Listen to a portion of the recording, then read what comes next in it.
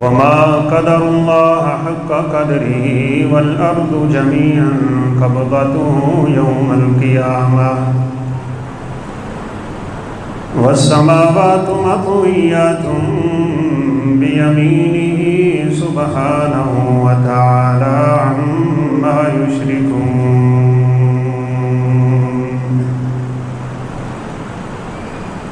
وقال الله سبحانه وتعالى في مقام آخر حتى إذا فزع عن قلوبهم قالوا ماذا قال ربكم قالوا الحق وهو العلي الكبير.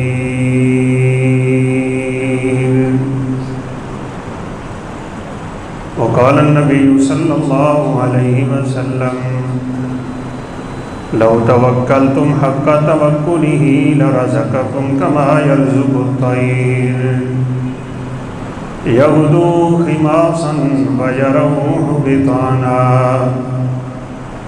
رب اشرح لي صدری ویسر لي امری واحلل عقدۃ من لسانی یفقہوا قولی. رب زدنی علما سبحانک لا علم لنا الا ما علمتنا انک انت العلیم الحکیم.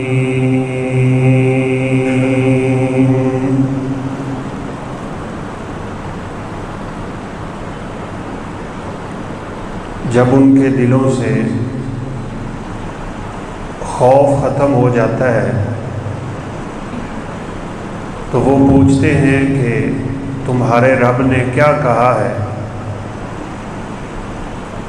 تو جواب ملتا ہے کہ اس نے حق بات کہی ہے اور وہ بڑا علی الکبیر،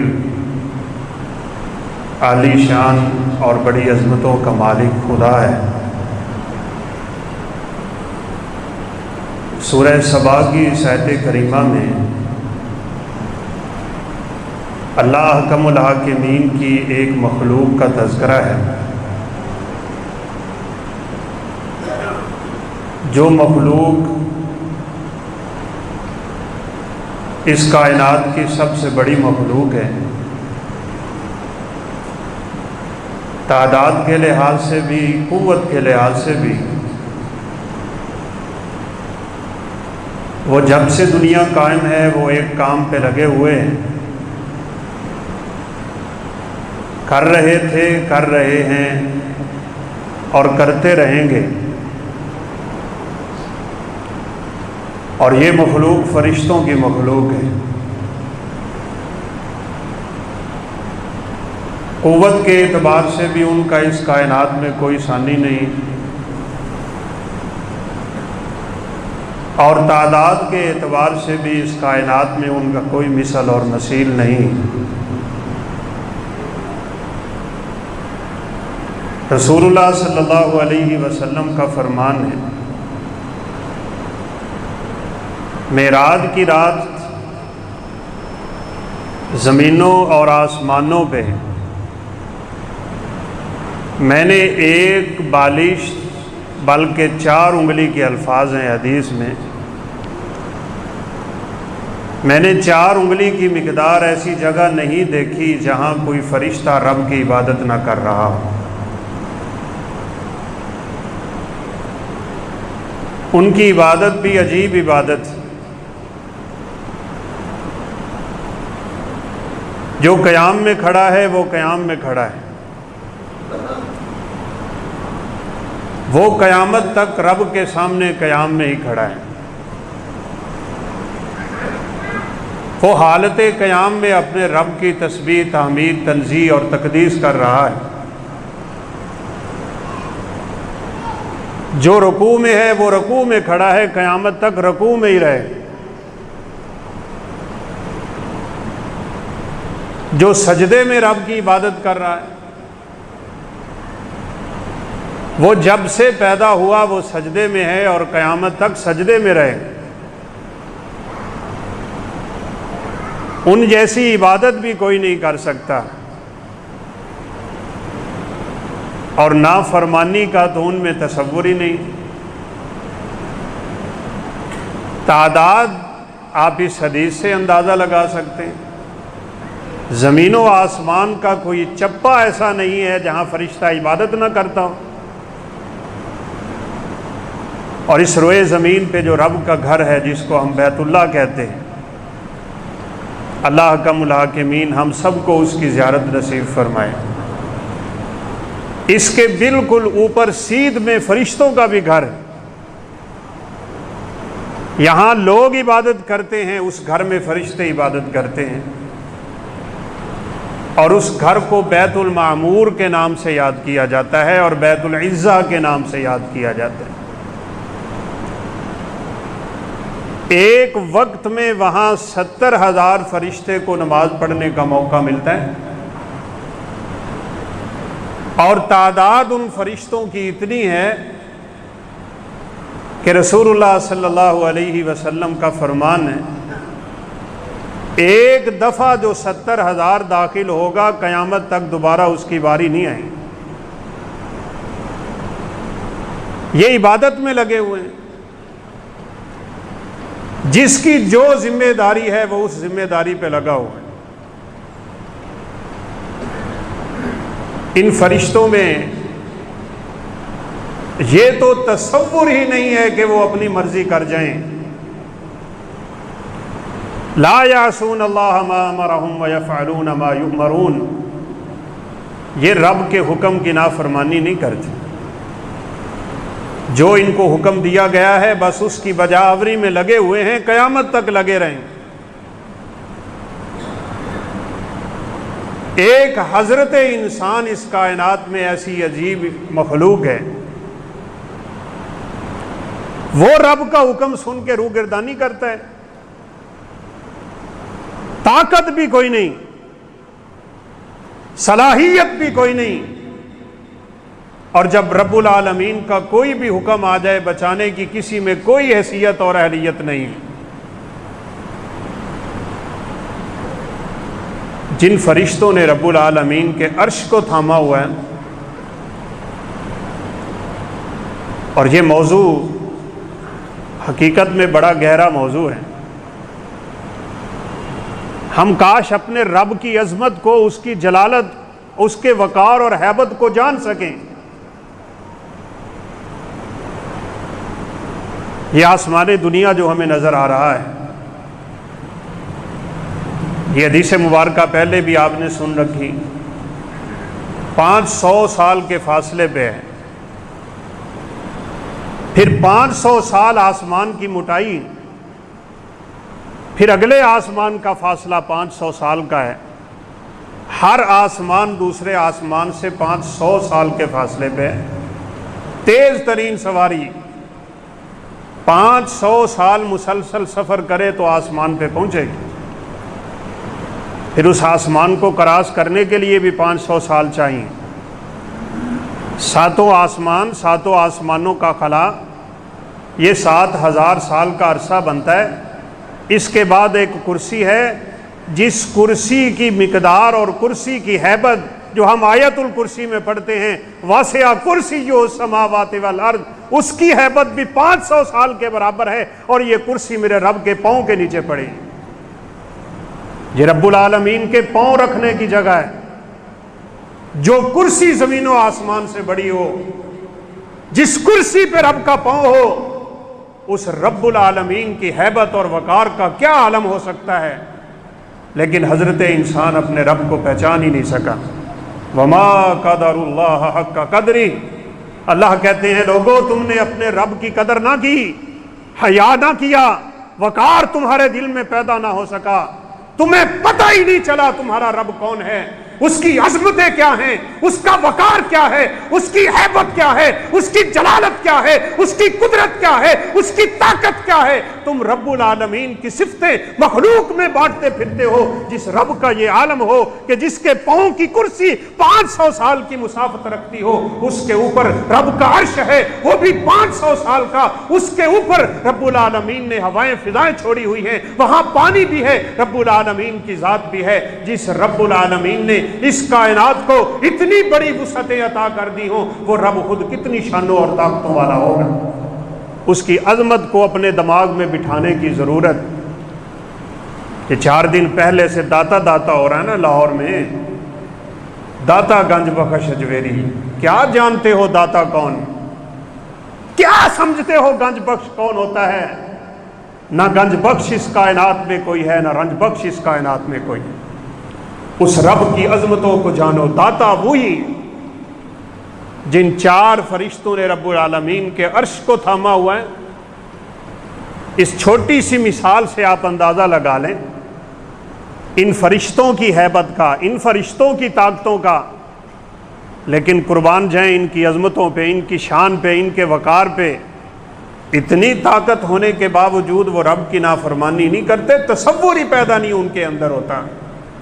ہماری کوئی وقت نہیں ہے، کوئی حیثیت نہیں ہے، گندے نطفے سے پیدا ہوا یہ انسان جس پانی کے قطرے کا نام لینا کوئی گوارا نہیں کرتا۔ اتنا تکبر، اتنا گھمنڈ، اتنی بے غیرتی، اتنی بے عزتی کہ رب العالمین کی صفتیں تم شریکوں میں بانٹتے پھرتے ہو۔ کسی کو داتا بنا کے بیٹھے ہو، کسی کو گنج بخش بنا کے بیٹھے ہو، کسی کو غریب نواز بنا کے بیٹھے ہو، کسی کو دینے والا بنا کے بیٹھے ہو، کسی سے بیٹے مانگتے ہو، کسی سے بیٹیاں مانگتے ہو، کسی کو مشکل کشا بنایا، کسی کو حاجت روا بنایا، کسی کو بگڑی بنانے والا کہتے ہو، کسی کو کہتے ہو معین الدین چشتی، لگا دے پار کشتی۔ یہ کلمات جب تمہاری زبان پہ آتے ہیں رب العالمین کی غیرت بڑے جوش میں آتی ہے، لیکن آخر کار اس نے ایک فیصلہ کر رکھا ہے، اور وہ فیصلہ یہ ہے کہ میری رحمت میرے غصے پہ بھاری ہے، وہ میری رحمت میرے غصے کو کنٹرول میں لے لیتی ہے۔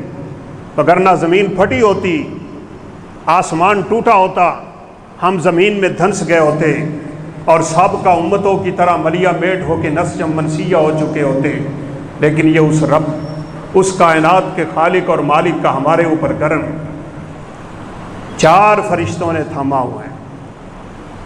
رسول اللہ صلی اللہ علیہ وسلم نے فرمایا وہ فرشتے جنہوں نے رب کے عرش کو پکڑا ہوا ہے، ان میں سے ہر فرشتے کے اس کان کی لو سے لے کے کندھے تک کا فاصلہ 700 سال کا ہے۔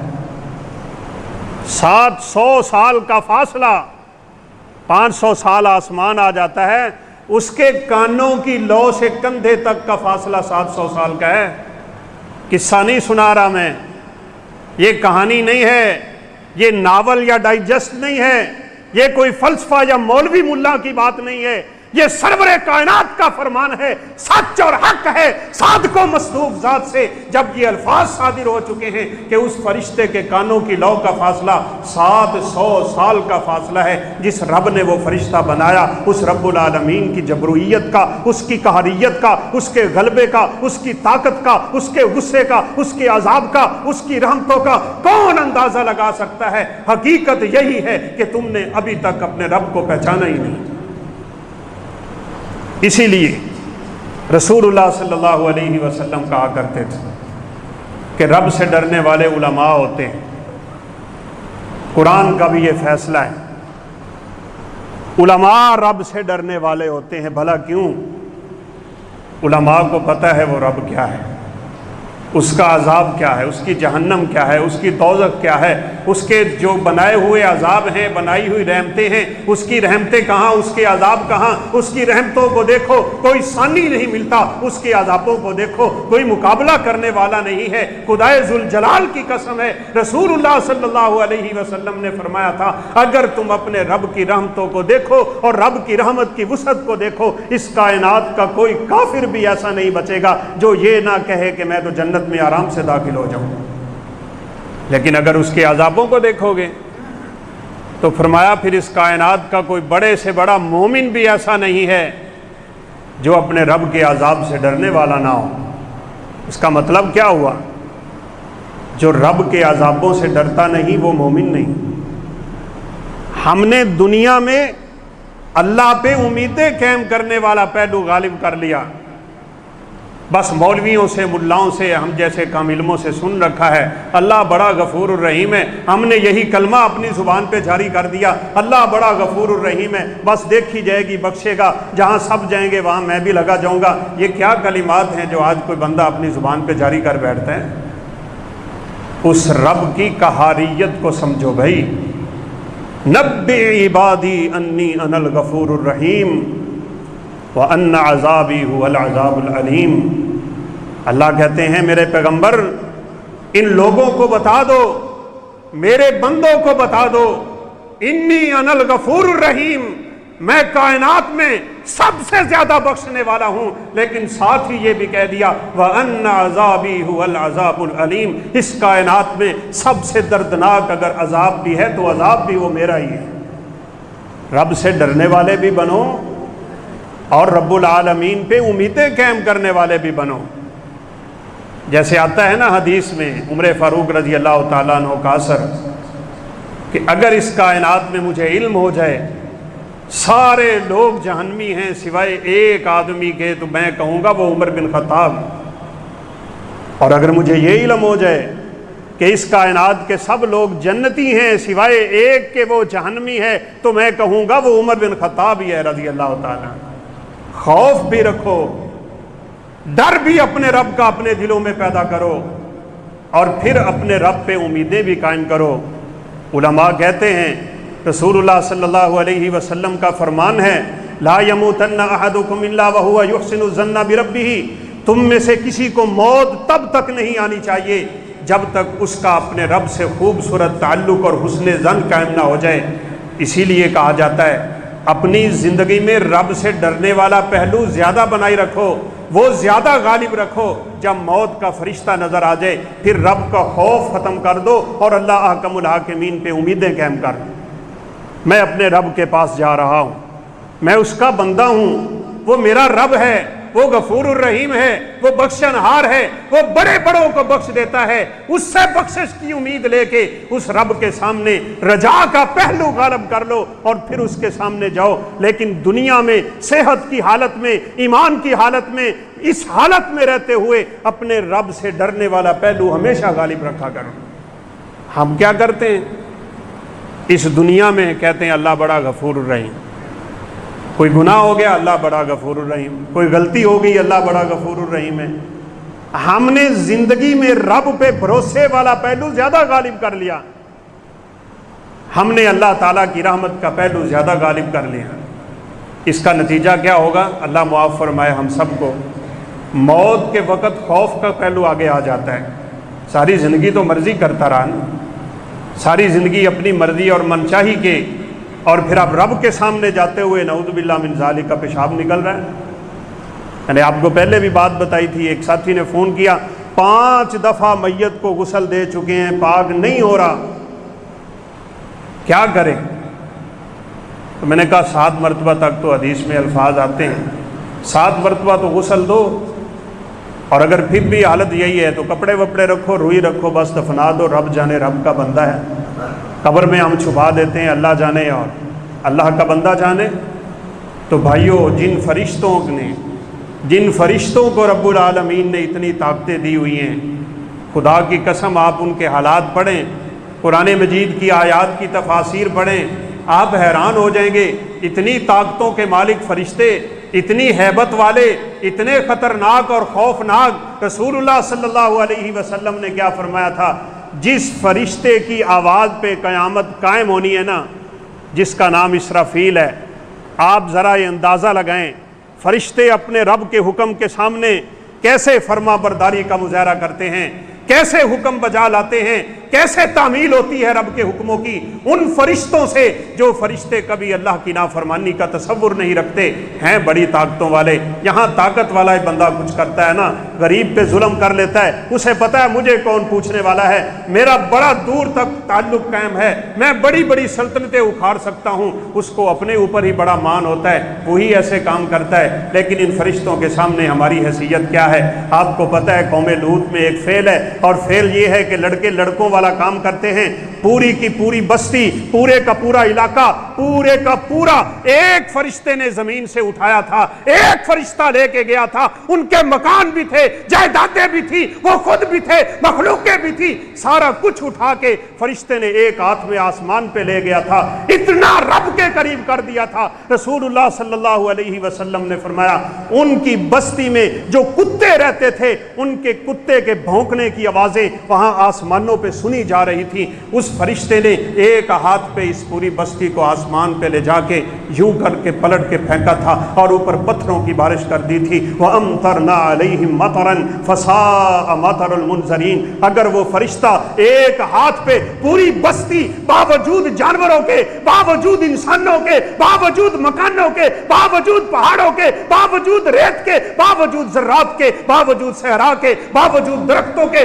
ایک ہاتھ پہ اٹھا سکتا ہے تو پھر مان لو، مان جاؤ، قیامت کے دن اللہ کی ایک انگلی پہ آسمان ہوں گے، ایک انگلی پہ زمینیں ہوں گی، ایک انگلی پہ درخت ہوں گے، ایک انگلی پہ پانی ہوگا، ایک انگلی پہ ساری کائنات ہوگی۔ اللہ گھما کے پوچھیں گے لمن الملک اليوم، لمن الملک اليوم اور لمن الملک اليوم، 3 دفعہ یہ آواز لگے گی، بتاؤ آج کس کی بادشاہت ہے؟ کون ہے جو کھڑا ہو کے میرے سامنے بولے؟ کون بول سکتا ہے؟ زمینیں بھی رب کی انگلی پہ، آسمان بھی رب کی انگلی پہ۔ وما قدر اللہ حق قدری، یہی بات سمجھائی اللہ نے کہ تم ابھی تک اپنے رب کی قدر نہیں کرنے والے بنے ہو۔ یہ حدیث مبارکہ جب رسول اللہ صلی اللہ علیہ وسلم نے صحابہ کرام کے گوش گزار کی تو یہودیوں کا ایک ٹولہ آ کے ہنسنے لگ گئے۔ اللہ اکبر، یہ بڑی بدبختی، یہ میں سمجھتا ہوں انسان کی نحوست کا آخری درجہ ہے۔ قرآن کی آیت سن کے ہنسے، رب کا فرمان سن کے ہنسے، اللہ کے پیغمبر کی بات سن کے اپنی عقل کے گھوڑے دوڑائے اور اپنی عقل کی پرکھیاں اڑاتا پھرے۔ یہ اس شخص کی بہت بڑی بدبختی ہے۔ یہودی آگے ہنس رہے تھے، کیا کہتے ہیں تمہارے ساتھی کہ اللہ کے ایک ہاتھ پہ زمین و آسمان، سب کچھ ایک ہاتھ پہ ہوگا؟ یہ کیسے ممکن ہے؟ لوگ کہاں جائیں گے؟ ساری مخلوقیں کہاں جائیں گی؟ یہ بیچارے اپنی عقل کے گھوڑے دوڑاتے پھرتے ہوتے ہیں۔ رسول اللہ صلی اللہ علیہ وسلم ان کا اعتراض سن کے ہنسنے لگ گئے اور ساتھ ہی آپ نے یہ آیت پڑھ دی، وما قدر اللہ حق قدرہ والارض جمیعا قبضتہ یوم القیامہ۔ تم نے ابھی اپنے رب کی قدر کو جانا ہی نہیں ہے۔ ما لکم لا ترجون للہ وقارا، او لوگوں تمہیں کیا ہو گیا؟ تمہارے دلوں میں ابھی تمہارے رب کا خوف نہیں بیٹھا، تمہارے دلوں میں رب کی ہیبت نہیں بیٹھی، اس رب کی طاقت نہیں بیٹھی جس رب نے اتنی بڑی مخلوقیں بنا چھوڑی ہیں۔ وہ رب خود کتنی طاقتوں کا مالک ہے۔ یہ آیت کریمہ پڑھ دی، والسماوات مطویات بیمینہ والارض جمیعا قبضتہ یوم القیامہ والسماوات مطویات بیمینہ۔ زمین آسمان اللہ لپیٹ لے گا، یوں لپیٹے گا جیسے منشی ایک کاغذ کو لپیٹتا ہے۔ قرآن مجید میں یہ الفاظ موجود ہیں، کتوی سجل للکتاب، جیسے تم ایک ورق کو لپیٹ لیتے ہو، آسمان لپٹے ہوں گے۔ یہ کتنے بڑے آسمان، یہ 500 سال کی مٹائی، یہ اتنی وسعتیں، یہ اتنی طاقتیں، یہ اتنی مقداریں رکھنے والا آسمان جس کے سائے کے نیچے سے کوئی نکل نہیں سکتا، اللہ کاغذ کی طرح لپیٹے گا، لپیٹ کے اپنے ہاتھوں میں رکھے گا، زمین کو جھنجھوڑے گا، آسمانوں کو جھنجھوڑے گا، بادشاہوں سے پوچھے گا، جباروں سے پوچھے گا، قہاروں سے پوچھے گا، ظالموں سے پوچھے گا، جباری کرنے والوں اور ظلم کرنے والوں، متکبر بننے والوں، تکبر کرنے والوں، زمین پہ ناجائز لوگوں کے سامنے اپنی ڈنکا بجانے والوں، بتاؤ آج اس کائنات میں کون ہے جو میرے سامنے بول جائے لمن الملک اليوم، لمن الملک اليوم، لمن الملک اليوم۔ 3 آوازیں رب کی طرف سے نکل لگیں گے، جب کوئی نہیں بول سکے گا، بول کون سکتا ہے؟ اللہ خود کہیں گے للہ الواحد القہار، آج ساری بادشاہی اکیلے اس رب کی ہے جو بڑی طاقتوں کا مالک ہے۔ رب گناہ کرتے ہوئے کبھی رب کی طاقت بھی تو سامنے رکھا کرو نا۔ کب تک، کب تک؟ اسرافیل فرشتہ ہے جس کی ڈیوٹی اللہ نے کیا لگائی ہے؟ اس کی ڈیوٹی یہ ہے، اس کو اللہ تعالیٰ نے ایک بوک دیا ہے، جیسے یہ نعوذ باللہ گانے بجانے والے اس میں پھونک مارتے ہیں، توتی سی بنی ہوتی ہے، اس کو بوک کہتے ہیں اور عربی میں اس کو سور کہتے ہیں۔ اسرافیل جب سے پیدا ہوا ہے اس کی ذمہ داری کیا ہے؟ اس کے پھونک مارنے پہ قیامت قائم ہونی ہے، بس اس کی ایک ہی ذمہ داری ہے۔ آپ سن کے حیران ہوں گے، رسول اللہ صلی اللہ علیہ وسلم نے فرمایا ہے، آپ کو پتہ ہے اگر ایک موٹا سا اندازہ لگایا جائے نا تو سیدنا آدم علیہ السلام کے دنیا سے نزول سے لے کے اب تک کوئی 5-6 ہزار سال کا عرصہ گزر گیا ہے۔ اس سے پہلے جن آباد تھے، جنوں سے پہلے زمین خالی تھی نہیں تھی، اللہ جانتے ہیں کیا حال تھا۔ اتنا طویل عرصہ گزر گیا ہے، کوئی 10,000 سال کا عرصہ گزر چکا ہوگا۔ آگے قیامت کہاں تک قائم ہونی ہے، کتنا لمبا عرصہ ہے۔ اللہ نے اس فرشتے کی ڈیوٹی کیا لگائی ہے؟ تو نے سور میں پھونک مارنا ہے، جس پھونک پہ قیامت قائم ہونی ہے۔ اس کائنات کو میں نے الٹ پلٹ کر کے رکھنا ہے، اس کائنات کو میں نے ختم کر دینا ہے۔ سمندروں پہ آگ لگا دوں گا، آسمان کے ستارے جل جائیں گے، سورج ملیا میٹ ہو جائے گا، اور زمین پہ اس لوگوں کے رہنے کی جگہ تنگ پڑ جائیں گی۔ لوگ یوں اڑیں گے اور روئی جی کے پہاڑ یوں اڑیں گے جیسے قرآن مجید میں آتا ہے نا، پتنگے اڑے پھرتے ہوتے ہیں۔ بس اس فرشتے کی آواز لگنے کی دیر ہے، اس کے بعد قیامت قائم ہونی ہے۔ اس کی ڈیوٹی صرف ایک ہے، جب سے پیدا ہوا ہے اس نے صرف پھونک مارنا ہے۔ لیکن حدیث کے الفاظ سن کے آپ حیران رہ جائیں گے۔ رسول اللہ صلی اللہ علیہ وسلم نے فرمایا، وہ جب سے پیدا ہوا ہے وہ فرشتہ رب کے سامنے کھڑا ہے، اس نے وہ بوک اپنے منہ پہ رکھا ہوا ہے، اس کی آگے والی حصہ اس نے زمین کی طرف جھکایا ہوا ہے، اپنا منہ اٹھایا ہوا ہے، رب کے سامنے نظریں اٹھا کے کھڑا ہے۔ وہ ادب و حیا سے رب کی طرف دیکھتا نہیں ہے۔ ان فرشتوں نے رب کو دیکھا ہوا ہے، اس لیے فرشتے نافرمانی نہیں کرتے۔ انہیں پتا ہے رب کی طاقت کتنی ہے، رب کا قہاریت کتنی ہے، اس کی جباریت کتنی ہے۔ وہ پکڑنے پہ آئے تو کیسے پکڑتا ہے، وہ چھوڑنے پہ آئے تو کیسے چھوڑتا ہے۔ لیکن ہمیں آج تک سمجھ نہ آئی۔ ہم نے داتے بھی دوسرے بنائے، ہم نے گنج بخش بھی دوسرے بنائے، ہم نے رزاق بھی دوسروں کو کہا، ہم نے دینے والے بھی دوسرے سمجھے، ہم نے بیڑیاں بنانا، بیڑیاں پار لگانا کسی اور کے کھاتے میں ڈال دیا۔ ہم نے ہاتھوں میں کڑے پہننے نہ چھوڑے کہ یہ مجھے بیماری سے بچا لے گا، مولوی نے تعویذ نہ چھوڑا، اس ملا نے دین کا بیڑا بھی غرق کیا، ایمان کا بیڑا بھی غرق کر دیا۔ یہ اسی کام پہ لگا رہا،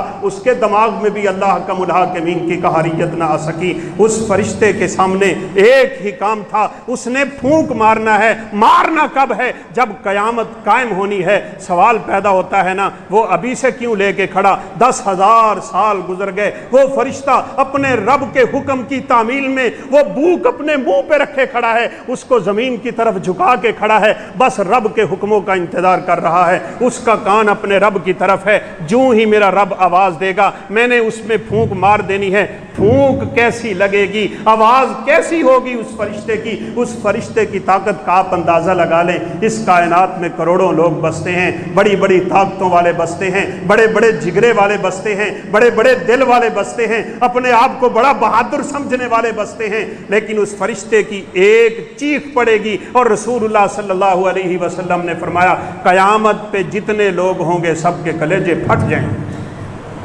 سب کے کلیجے پھٹ جائیں گے۔ اس فرشتے کی چیخ کا مقابلہ نہیں کر سکیں گے کائنات کے لوگ۔ جس فرشتے نے رب کے حکم سے پھونک مارنا ہے، ہو سکتا تھا نا وہ منہ پہ بوک رکھ کے کھڑا ہے، نیچے رکھ دے، جب اللہ کہیں گے قیامت قائم کرنی ہے اٹھا کے مار دے۔ کیوں نہیں رکھا اس نے؟ ان کے اندر یہ جسارت ہی نہیں وہ رب کے حکم کی نافرمانی کر جائیں۔ یہ ہم ہی ہیں بھائی، سنتے سنتے زندگی گزار دی، اپنے عادتوں سے میں باز نہ آیا، بوڑھا ہو گیا، قبر کو ٹانگے گئیں، جھوٹ بولنے سے نہ رکا، فراڈ کرنے سے نہ رکا، رب کی نافرمانی سے نہ رکا، دوسروں پہ ظلم کرنے سے نہ رکا، یہ رب کے نبی کی سنت کو منڈانے سے نہ ہم رکے، اس کو کٹوانے سے نہ رکے، ہماری عادتیں نہ بدلی، ہماری سوچیں نہ بدلی، ہماری فکریں نہ بدلی۔ انسان ہو کے تیری طاقت کیا ہے، تیرا وقار کیا ہے، تیری ہیبت کیا ہے، تیری حیثیت کیا ہے؟ اس رب کے سامنے خدائے ذوالمنن کی قسم ہے، ہم تو ایک ادنا سے رائی کے دانے کے برابر کی بھی حیثیت نہیں رکھتے۔ لیکن نہ جانے ہمارے اندر یہ رب کی نافرمانی کی جسارت آ کیسے گئی ہے۔ ہم اپنے آپ کو سمجھتے کیا ہیں؟ ہم کس دھوکے میں پھرتے ہیں؟ شیطان نے ہمیں کہاں گمراہ کر رکھا ہے؟ بس یہی گمراہ کیا ہوا ہے، تو مرے گا تو دیکھی جائے گی، ابھی تو زندہ ہے نا، ابھی تو کر اپنی مرضیاں، جب آنکھ بند ہوگی تو دیکھی جائے گی، جڑیاں تجھے نال ہوئے گی تیرے نال بھی ہو جائے گی۔ بس ہم اپنے لیے اس بات کو کافی سمجھ رہے ہیں۔ فرشتے کی اتنی جسارت نہیں ہے وہ بوک نیچے رکھ دے۔ کب سے کھڑا ہے؟ 10,000 سال گزر گئے، کب تک کھڑا رہے گا؟ جب تک رب العالمین کی طرف سے آواز نہیں لگے گی۔ بس اس آواز پہ اس نے ایک پھونک مارنا ہے، ایک چیخ مارنی۔ قوم سمود کا تذکرہ ہے، سیدنا صالح علیہ السلام۔ ہم خود گئے مدائن صالح، جا کے علاقہ دیکھا، طاقتیں بڑی، ہاتھ مارتے تھے یوں کر کے پہاڑ کو، اور پہاڑ کے اندر اپنا مکان بنا لیتے تھے، اتنی طاقت والے۔ ہم نے ان گنہگار آنکھوں سے خود ان قبروں کا نظارہ کیا ہوا ہے، ہاتھ لگے ہوئے ابھی بھی نظر آتے ہیں۔ قرآن نے منظر کشی کی ہے، وَتَنْحِتُونَ الْجِبَالَ بُيُوتًا، اپنے ہاتھ مارتے تم پہاڑوں کو سوراخ کر دیتے تھے، اور قد اتنے تھے کأنہم اعجاز نخل خاویہ، لمبی تڑنگی کھجوروں کے درخت جیسے ہوتے ہیں۔ جہاں پہ آپ کی مسجد کا دروازہ ختم ہوتا ہے وہاں سے ان کا دروازہ شروع ہوتا ہے۔ اب سیڑھیاں لگی ہوئی ہیں ہم جیسے لوگوں کے چڑھنے کے لیے، جس میں وہ آرام سے اٹھ کے قدم رکھتے ہوں گے۔ وہ مخلوق اتنی طاقت والی، اور قرآن کہتا ہے اکثر اموالا و اولادا، تمہاری حیثیت تو پچھلی قوموں کے سامنے کچھ بھی نہیں ہے، نہ تمہاری وہ طاقت ہے، نہ تمہاری وہ اولادیں ہیں، نہ تم زمین کو اتنا آباد کر سکتے ہو جتنا وہ آباد کر گئے، جتنا کچھ وہ کما گئے تم کچھ بھی نہیں کر سکتے، ان کے سامنے تمہاری کوئی حیثیت نہیں ہے۔ اتنی طاقتوں والے لوگ ایک گناہ کیا تھا۔ گناہ کیا کیا ہے؟ کاش ہمیں یہ باتیں سمجھ آئیں، ہم اپنی زندگی کا رخ پلٹیں، ہمارے اندر رب کی طاقت اور ہیبت کا وہ ایک خوف پیدا ہو جائے۔ اسی لیے تو رب اپنی عزت کی قسم اٹھاتے ہیں، اپنی جلالت کی قسم اٹھاتے ہیں، وَعِزَّتِي وَقُدْرَتِي لَا أَجْمَعُ عَلَىٰ عَبْدِي أَمَنَيْنِ وَلَا خَوْفَيْنِ۔ مجھے اپنی عزت کی قسم ہے، مجھے اپنی جلالت کی قسم ہے، مجھے اپنی ربوبیت کی قسم ہے، اپنے رب ہونے کی قسم ہے، میں کسی بندے پہ دو خوف اور دو امن جمع نہیں کرتا ہوں۔ دو خوف کا کیا مطلب ہے؟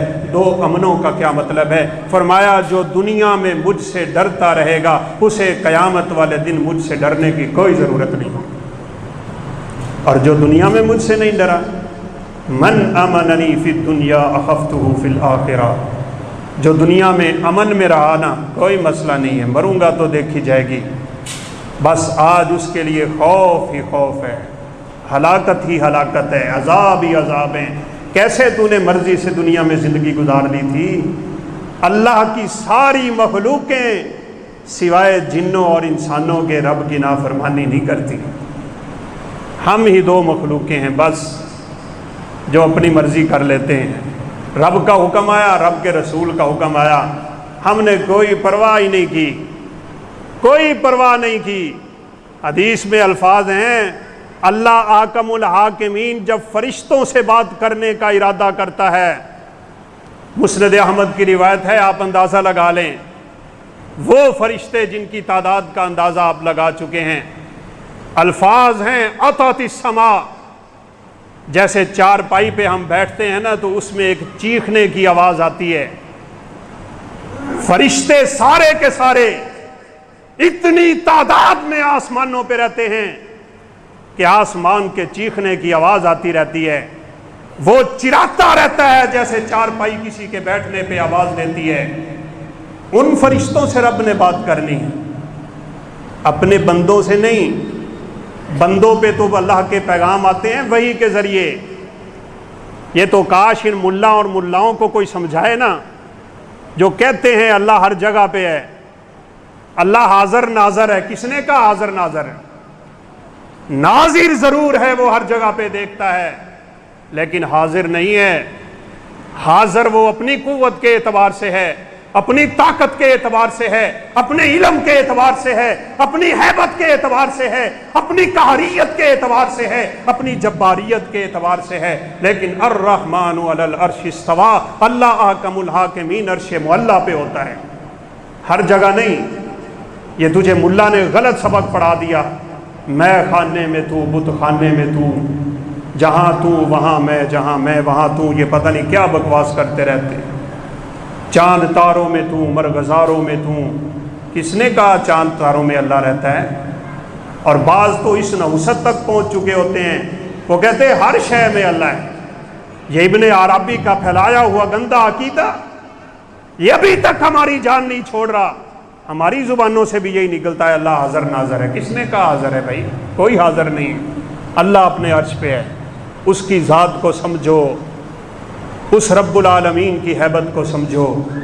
جیسے میں نے ذکر کیا، اس کے پاؤں رکھنے کی جگہ کرسی ہے، 7,000 سال کا فاصلہ آسمانوں کا اور ان کے خلاؤں کا، پھر پانی، پھر ہوا، پھر کرسی، پھر عرش، پھر رب العالمین ہے۔ اسی لیے اللہ کہتے ہیں وَهُوَ الْعَلِيُّ الْكَبِيرُ، وہ ساری کائنات سے جدا رہتا ہے اور ساری کائنات سے بلند رہتا ہے۔ اس کی بلندی کو کون پہنچ سکے؟ لیکن ہے بڑا غفور الرحیم۔ اللہ اکبر، اتنی بلندی پہ، اور فرمایا نحن اقرب الیہ من حبل الورید، انسان تیری شاہ رگ سے بھی میں قریب رہتا ہوں۔ بلا صحیح، پکار صحیح اپنے رب کو، دعا کر کے دیکھ تو اپنے رب سے، نہ کسی سیڑھی کی ضرورت، نہ کسی پوڑی کی ضرورت۔ ان درسوں کو اپنے دماغوں سے نکال، وہ خود سنتا ہے، بغیر واسطے کے سنتا ہے۔ بلکہ میں تو کہتا ہوں بعض دفعہ نیک لوگوں سے زیادہ وہ اپنے گنہگار بندے کی سن لیتا ہے۔ جب اس کی رحمت جوش میں ہوتی ہے، وہ چاہ رہا ہوتا ہے میرا یہ بندہ میری طرف آ جائے، بس وہ اس کے قریب کیا ہوتا ہے، اللہ 100 قاتلوں کو بھی یوں بخش دیتا ہے کہ ایک ہی لمحے میں اٹھا کے جنتوں کا وارث بنا دیتا ہے۔ قریب اتنا لیکن بعید بڑا، ذات کے اعتبار سے نہیں۔ سیدہ عائشہ صدیقہ رضی اللہ تعالیٰ عنہ واقعہ نقل کرتی، سیدہ خولہ کا جب ان کے خاوند نے پہلی دفعہ اسلام میں ان کو ماں کہہ دیا، ہمارے ہاں بھی مشہور ہے، ہم کہتے ہیں نکاح ٹوٹ گیا، نکاح نہیں ٹوٹتا، اس کو زہار کہتے ہیں، اور اس کا شریعت نے فدیہ رکھا ہوا۔ ایک غلام آزاد کرے، آج کل قیدی آزاد کرنا پڑتے ہیں، 2 مہینے کے مسلسل روزے رکھے، اگر وہ کام نہیں ہوتا، یہ بھی نہیں ہوتا 60 مسکینوں کو کھانا کھلا دیں۔ ابھی یہ آیات سورہ ممتحنہ کی نازل نہیں ہوئی، خولہ اللہ کے پیغمبر کے پاس آئی ہے، کہا میرے خامد نے مجھے ماں کہہ دیا ہے، آپ بتائیں میرا نکاح باقی یا میرا نکاح ختم ہو چکا، میں اس کے پاس رہوں یا اپنے گھر چلی جاؤں؟ یہ اسلام کا پہلا واقعہ ہے۔ اللہ کے پیغمبر پہ ابھی اللہ نے آیات نازل نہیں کی، میرے پیغمبر نے اپنی طرف سے مسئلہ نہیں بتایا، چند حرف چند ٹکے پڑھ کے آج ہم فتوے جھاڑتے ہیں۔ مسئلہ امام صاحب سے پوچھا جا رہا ہوتا ہے، مقتدی پہلے بتا لیتے ہیں۔ ہمارے اندر تو ادب بھی گیا نا، ادب و احترام ہی نہ رہ گیا، اور دین اسلام کا وہ وقار بھی ختم ہو گیا جس کا تذکرہ رب العالمین کے قرآن میں، کہ یہی شریعت اگر میں پہاڑوں پہ نازل کر دیتا، پہاڑ بھی ریزہ ریزہ ہو جاتے، جس کو ذکر کے نام سے یاد کیا جاتا ہے۔ ہم کیا جانتے ہیں ان چیزوں، ہم نے بھکت ہی نہیں دی قسم سے، ہم نے اس دین اسلام کو کھلواڑ سمجھا، ہر کوئی اس سے کھیلتا پھرتا ہے، ہر کوئی اپنی دماغ کی چرخیاں چلاتا ہے، جو دماغ میں آتی ہے وہ بات کرتا ہے، یہ نہیں سوچتا یہ بات میرے لیے کتنی نقصان دہ ثابت ہو سکتی ہے۔ خولہ بار بار آ رہی ہیں، بار بار پوچھ رہی ہیں، آپ کے قریب ہو کے تکرار کرتی ہیں، آپ بتائیں میرے لیے کیا حکم ہے، میں اپنے خامد کے پاس جاؤں یا نہ جاؤں؟ سیدہ عائشہ کہتی ہیں ایک ہی حجرہ تھا، میں بھی اس کے اندر بیٹھی تھی، خولہ بھی میرے پیغمبر کے پاس ہے، میرے سرتاج کے پاس ہے، لمحوں لمحوں میں بات ہو رہی ہے، قریب قریب ہو کے بات کرتی ہے، دبے دبے لفظوں میں کرتی ہے، آپ بتائیں میں خامد کے پاس رہوں یا نہ رہوں؟ میں نے تھوڑا کان لگائے، خولہ کا مسئلہ کیا ہے، یہ کیا شریعت کا مسئلہ پوچھ رہی ہے، لیکن مجھ تک آواز نہیں آ رہی تھی، میں بات نہ سمجھ سکی۔ اور رب العالمین کتنا سننے والا ہے، اس نے عرش پہ اپنے بندی کی آواز سن کے قرآن نازل کر دیا۔ سنتا ہے، ہر ایک کی سنتا ہے، ہمارا عقیدہ درست ہونا چاہیے، ہماری فکریں درست ہونی چاہیے، ہمارے نظریات درست ہونا چاہیے۔ یہ اپنی زبان پہ کبھی داتا گنج بخش کا الفاظ زندگی میں نہ لائیے گا۔ الفاظ میں بھی انسان اپنے رب کو ناراض کر بیٹھتا ہے۔ داتا ایک ہے اور وہ اللہ ہے، گنج بخش ایک ہے وہ اللہ ہے، رزاق ایک ہے وہ اللہ ہے، رنج بخش ایک ہے وہ رب العالمین کی ذات ہے۔ تکلیفیں دور کرنا اس کا کام ہے، غریب نواز وہی ہے، غریبوں کو وہی نوازتا ہے، رنج انسان کے وہی دور کرتا ہے، دکھ وہی دور کرتا ہے۔ وَإِن يَمْسَسْكَ اللَّهُ بِضُرٍّ فَلَا كَاشِفَ لَهُ إِلَّا هُوَ۔ جب قرآن کا فیصلہ، جب نبی کے فرمان کا فیصلہ، کائنات میں کوئی دکھ ایسا نہیں ہے جو اللہ احکم الحاکمین کے حکم کے بغیر کوئی ٹال سکتا ہو، سوال ہی پیدا نہیں ہوتا۔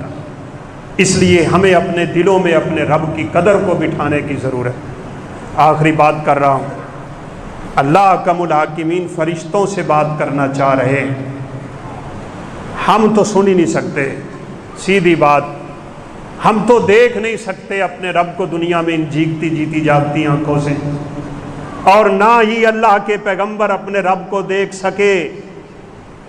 یہ مولوی آپ کو غلط کہتا ہے کہ وہاں نعوذ باللہ ایک عرش پہ جمع ہو گئے تھے، کیسے جمع ہو گئے تھے؟ لا تدرکہ الابصار وہو یدرک الابصار، یہ رب کے قرآن کا فیصلہ ہے۔ اس کائنات میں بشمول انبیاء کے کوئی آنکھ اللہ نے ایسی نہیں بنائی جو اپنے رب کا کھلی آنکھوں سے دیدار کر سکے، کسی آنکھ میں اتنی جسارت نہیں۔ موسیٰ علیہ السلام نے نہیں کہا تھا اللہ میری قوم کا مطالبہ ہے، ہم رب کو دیکھیں گے تو ایمان لائیں گے، اے اللہ میں تیری زیارت کرنا چاہتا ہوں، پہلے مجھے تو کرانا، پھر میں اپنی امت کو بھی لے آؤں گا تیری زیارت کرنے کے لیے۔ کیا کہا تھا رب نے؟ لن ترانی لن ترانی، موسیٰ تو ہرگز مجھے نہیں دیکھ سکتا، تیری آنکھوں میں طاقت نہیں مجھے دیکھنے کی، میں رب ہوں رب۔ ہاں اگر شوق پورا کرنا ہے نا، انظر الی الجبل، جس پہاڑ پہ تو کھڑا ہے اس ساتھ والے پہاڑ پہ میں اپنی تجلی ڈالنے لگا ہوں، مجھے نہیں، میرے تجلی زدہ پہاڑ کو دیکھ، اگر تو اس پہاڑ کو دیکھ لے گا تو پھر مجھے بھی دیکھ لیں گے۔ فلما تجلی ربہ للجبل، اللہ نے اپنی تجلی پہاڑ پہ زہر کی، جعلہ دکن، پہاڑ ریزہ ریزہ ہو گیا، وخر موسیٰ صعقا، اور موسیٰ بے ہوش ہو کے زمین پہ آ پڑے۔ پہاڑ رب کی تجلی برداشت نہیں کرتا، ان بدبختوں کے اندر خدا آ جاتا ہے۔ یہ وحدت الوجود کا عقیدہ، یہ حلولیت کا عقیدہ، اور یہ کہنا کہ اللہ ہر جگہ ہے، ہر چیز میں ہے، تم نے اپنے ایمان کا بیڑا ہی غرق کر لیا۔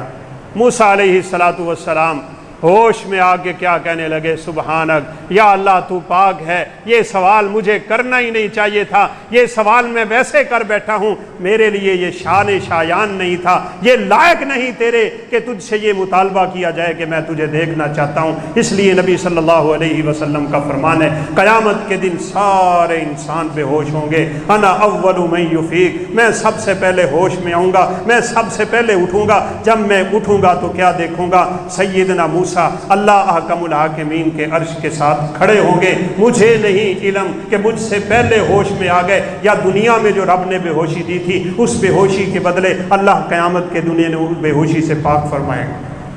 نہیں دیکھ سکتا بھائی کوئی، رب کی طاقت ہے۔ اللہ فرشتوں سے بات کرنا چاہتے ہیں۔ جو آیت کریمہ میں نے آپ کے سامنے پڑھی سورہ سبا کی، بات ختم کروں، وقت ہو گیا۔ حدیث کے الفاظ ہیں، جیسے لوہے کی ایک سنگلی تم زمین پہ پھینکتے ہو، اس کا وہ کڑیاں ایک دوسرے کے اوپر لگتی ہیں، ایک آواز سی پیدا ہوتی ہے۔ رب کی بات کرنے سے پہلے ابھی اللہ بات کرنے کا ارادہ کر رہے ہیں، بات بھی کرنی ہے فرشتے سے، بات کا ارادہ ہوتا ہے، ان لوہے کی کڑیوں کی آواز آتی ہے، بس اس آواز کے ذریعے آسمانوں کے سارے فرشتے بے ہوش ہو جاتے ہیں۔ ابھی رب نے بات نہیں کی، ابھی ارادہ کیا ہے، سارے فرشتے بے ہوش۔ حتی اذا فزع عن قلوبہم، اللہ وحی کر دیتے ہیں، بات ڈال دیتے ہیں، بات بتا دیتے ہیں جبریل کو، میکائیل جیسے فرشتوں کو۔ بڑے جلیل القدر فرشتے ہوش میں سب سے پہلے آتے ہیں، رب کا پیغام سنتے ہیں۔ رب کا پیغام سننے کے بعد فرشتوں کو ہوش آنا شروع ہو جاتی ہے۔ پھر ہوش میں آ کے فرشتے پوچھتے ہیں ماذا قال ربکم، ہمارے رب کا کیا پیغام ہے؟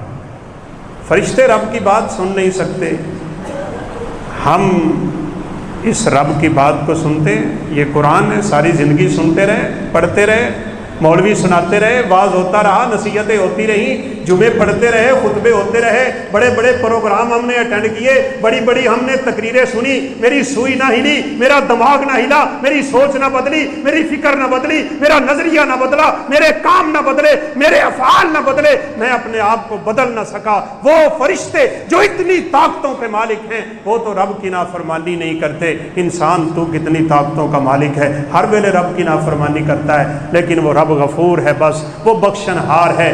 6 گھڑیاں صحیح مسلم کی روایت ہے، گناہ کرنے کے بعد رب فرشتوں کو کہتے ہیں نہ لکھو، شاید یہ توبہ کر کے واپس میری طرف آ جائے گا تو میں اس کے گناہوں کو بھی نیکیوں میں تبدیل کروں۔ اس لیے بھائیو بہت ضرورت ہے ہم جانیں ہمارا رب کون ہے۔ فرشتے سب سے زیادہ ڈرتے ہیں اپنے رب سے، اسی ڈر کی وجہ سے بے ہوش ہو جاتے ہیں۔ انہیں پتہ ہے رب کون ہے، انہوں نے اپنے رب کو دیکھا ہوگا، انہوں نے اپنے رب کی باتیں سنی ہوگی۔ بڑے فرشتے تو سنتے ہیں جن کے پیغامات اللہ کے ذریعے ہم تک پہنچتے ہیں، اس لیے وہ سب سے زیادہ ڈرتے ہیں۔ اس کے بعد اس کائنات میں سب سے زیادہ رب کو جاننے والے انبیاء ہیں، انبیاء سب سے زیادہ ڈرتے ہیں۔ وقت ختم ہو گیا ہے نا حدیث، آدم علیہ السلام کے پاس جائیں گے نا لوگ قیامت کے دن، حساب و کتاب شروع نہیں ہو رہا، آدم سے کہیں گے آدم تو پہلا انسان ہے اس کائنات کا، ساری کائنات کے انسانوں کا باپ ہے تو، اول نبی فی الدنیا، پہلا نبی ہے کائنات میں، رب کا بڑا برگزیدہ ہے تو، اور رب کو تجھ سے محبت بڑی ہے۔ اللہ سے اتنا ہی کہہ دو ان لوگوں کا حساب و کتاب شروع ہو جائے تو کیا کہیں گے آدم علیہ السلام؟ مجھے اپنے رب کے سامنے جانے سے خوف آ رہا ہے۔ کس وجہ سے؟ میں نے ایک دانہ کھایا تھا، کتنا عرصہ بیت گیا دانہ کھائے ہوئے، رو رو کے رب سے معافی بھی مانگ لی، جنت سے نکل گئے، اس کی سزا بھی بھگت لی، رب نے دوبارہ جنت کا لباس بھی دے دیا، جنتوں کا وارث بھی بنا دیا، صدیاں کیا کروڑوں سال بھی بیت سکتے ہیں، اتنا لمبا عرصہ بیت جائے گا، 50,000 سال کا دن تو قیامت کا پہلا دن ہے، یہ بیت جائے گا۔ اس کے باوجود آدم اپنے رب سے اتنا ڈرنے والے ہیں کہ ایک دانہ جو کھایا تھا اس کی وجہ سے آج اپنے رب کے سامنے جانے سے خوف آ رہا ہے۔ نہیں جائیں گے، آدم انکار کر دیں گے، فرمائیں گے جاؤ نوح سے کہو وہ جا کے اپنے رب سے التجا کرے اور تمہارے نامہ اعمال کا حساب شروع ہوئے۔ چلے جائیں گے پھر نوح علیہ السلام، جائیں گے نوح، حضرت نوح بھی انکار کر دیں گے کہ بھائی میں تو ایک کام کر بیٹھا تھا، اپنے نافرمان بیٹے کو آواز دی تھی آجا تو بھی کشتی پہ سوار ہو جا، وہ کافر تھا، وہ رب کا نافرمان تھا، وہ ناشکرا اور مرتد تھا، وہ نہیں مانتا تھا رب سے، بس مجھ سے یہ کمزوری ہو گئی، مجھے اپنے باپ کی پدری شفقت غالب آ گئی تھی اور میں نے اس وجہ سے آواز دے دی تھی آجا تو بھی کشتی میں، حالانکہ جائز نہیں تھا میں مجھے بلاتا، کیونکہ کشتی میں صرف ایمان والوں نے آنا تھا، اس کو کافر ہو کے میں آواز دے بیٹھا۔ آج رب کے سامنے جانے سے مجھے خوف آتا ہے کہیں وہ اللہ مجھ سے سوال نہ کر لے کہ تو نے اپنے بیٹے کو آواز کیوں دی تھی۔ کس کس نبی کی بات کریں؟ سارے انکار کریں گے، سارے انکار کریں گے۔ پھر اللہ کے نبی کے پاس بات آئے گی، 7 دن مسلسل سجدہ ہوگا میرے پیغمبر کا، گڑ گڑائیں گے میرے پیغمبر اپنے رب کے سامنے، اور فرمایا رب مجھے وہ دعائیں سکھا دے گا، وہ اپنے نام سکھا دے گا جو مجھے دنیا میں بھی نہیں آتے تھے، میں ان ناموں کے واسطے دے دے کے اس رب کو مناؤں گا۔ بھائیو اس وقت اللہ کے عرش کو 4 فرشتوں نے پکڑا ہوا ہے، قیامت کے دن 8 فرشتے رب کے عرش کو تھامیں گے، 4 فرشتوں سے یہ عرش قابو نہیں آئے گا۔ اس لیے طاقت کس کی ہے رب کے سامنے بول جائے؟ اللہ اپنے پیغمبر کو منائیں گے، پیغمبر اپنے اللہ کو منائیں گے، اس صورت میں منائیں گے، سیدھی جا کے سفارش نہیں کریں گے، 7 دن مسلسل سجدے میں گر کے اللہ احکم الحاکمین کے سامنے رو رو کے اللہ سے التجائیں کریں گے، آرزویں کریں گے، اللہ کو منائیں گے۔ 7 دن مسلسل سجدے کے بعد اللہ اپنے پیغمبر کو کہیں گے اب آپ سر اٹھاؤ، میں آپ کی بات سننے کے لیے تیار ہوں۔ مطلب کیا ہے؟ اللہ ناراض ہو جائے تو سجدوں میں آ جاؤ، اللہ کی ناراضگی اتر جائے تو نمازوں میں آ جاؤ، اٹھو رات کو تہجدیں پڑھو۔ فرضی نماز کے لیے آرام سے زبان سے کلمہ نکالتے ہو میرے کو ٹائم نہیں، کیا بنے گا بھائی؟ اللہ ناراض ہے، ناراضگی کی صورتیں ہمارے سامنے ہیں۔ اس لیے اس وقت بڑی شدت سے ضرورت ہے ہم رب العالمین کو جانیں اور پہچانیں وہ کون ہے، اس کی صفات کیا ہیں۔ کوئی جتنا رب کو جانے گا وہ اتنا رب کو مانے گا۔ اللہ احکم الحاکمین سے دعا ہے وہ ہمیں اپنی صفات، وہ چاہے اسماء و صفات کی شکل میں ہو، توحید ربوبیت کی شکل ہو، وہ توحید الوہیت کی شکل ہو، اللہ احکم الحاکمین ہمیں یہ علم نصیب فرمائے، صحیح معنوں میں اپنا تقوی، پرہیزگاری، للہیت و خشیت ہمارے دلوں میں پیدا فرما دے۔ ہر وقت ہمیں زندگی یوں گزارنے کی توفیق دے کہ ہم اللہ کے خالص بندے بن کے زندگی گزاریں، گناہوں کی زندگی سے اللہ ہم سب کو محفوظ فرما لے، ہم سب کا خاتمہ بالخیر فرما دے۔ آج ہمارے ایک جوان ساتھی دنیا سے اٹھے ہیں، اللہ احکم الحاکمین کروڑوں ہاں ان پہ رحمت نازل فرمائے، ان کی قبر کو جنت کا باغ بنائے اور اللہ انہیں اعلیٰ علیین میں جگہ نصیب فرمائے۔ وآخر دعوانا ان الحمد للہ رب العالمین۔